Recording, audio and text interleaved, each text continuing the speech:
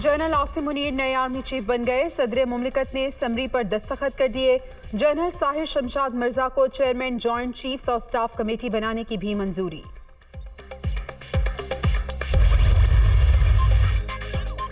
नए chairman joint chiefs of staff committee के ऐवान सदर आमद आरिफ अलवी की तकर्रुरी पर मुबारकबाद। नए army chief general Asim Munir और जनरल साहिर शमशाद मिर्जा की वजीर आजम हाउस में शहबाज शरीफ से मुलाकात।